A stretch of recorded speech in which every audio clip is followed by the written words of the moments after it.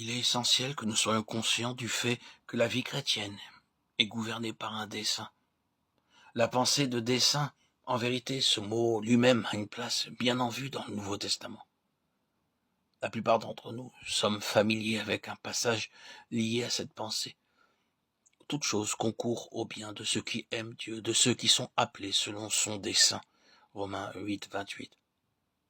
Malheureusement, nous avons l'habitude de couper ce passage en deux pour n'en prendre que la première partie. Toute chose concourt au bien. Nous devons continuer de ceux qui aiment Dieu. Mais ce n'est pas là toute la déclaration à laquelle s'ajoute de ceux qui sont appelés selon son dessein. Et puis, nous avons une autre parole, peut-être moins généralement connue, et nous a fait connaître le mystère de sa volonté, selon le bienveillant dessein qu'il avait formé en lui-même, Éphésiens 1:9.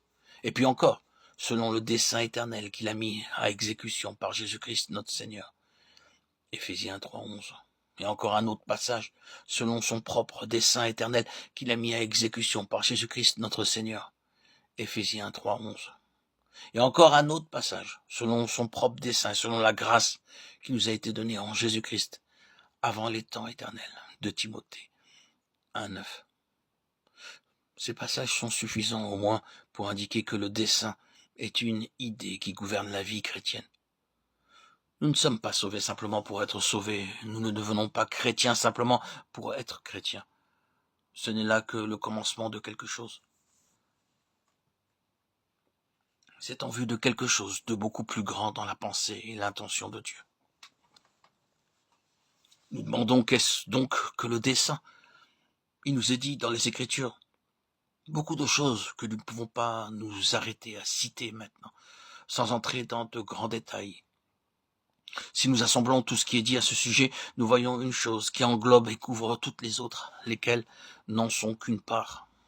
Le dessein divin nous est montré dans tout ce qu'il est dans une phrase de l'une des lettres de l'apôtre Paul, jusqu'à ce que nous parvenions tous à la mesure de la stature de la plénitude de Christ, Éphésiens 4:13. Nous pouvons passer un peu de temps à méditer cette parole, mais nous reconnaîtrons immédiatement qu'elle rend Christ très grand.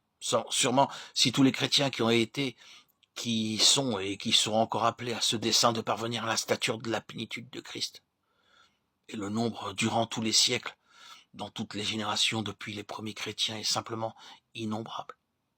Si tout ce vaste et considérable nombre est appelé à la même vocation de la stature de la plénitude de Christ, il faut donc que Christ soit en vérité très grand. Oui. Et la vie chrétienne doit donc être quelque chose de très grand. Si elle prend son caractère, sa signification et ses dimensions de Christ, alors la vie chrétienne qui correspond à Christ doit donc être quelque chose de très grand. Elle doit nécessairement être progressive. Aucun chrétien, en aucun moment de son expérience ou de son histoire ici-bas sur cette terre, ne pourrait dire avoir atteint ce but. Cela signifie que la vie chrétienne est une vie de progrès et de développement. Elle tend dans son ensemble vers cette plénitude finale. Nous trouvons donc dans le Nouveau Testament que la vie chrétienne nous est présentée en 3 phases distinctes. Nous sommes chrétiens, nous devenons chrétiens, et nous serons chrétiens. Ces 3 phases sont indiquées dans la langue originale du Nouveau Testament par 3 temps différents du verbe.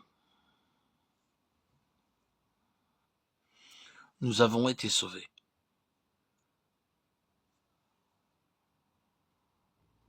Nous sommes en train d'être sauvés. Et nous serons sauvés.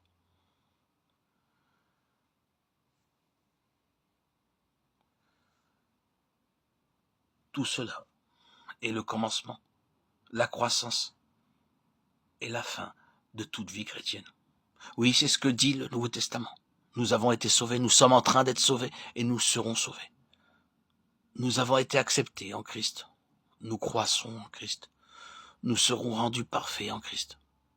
Christ embrasse donc toute la vie du chrétien, depuis le commencement, dans toute sa continuation, jusqu'à la consommation. C'est une question qui n'a pas besoin de nous être prouvée.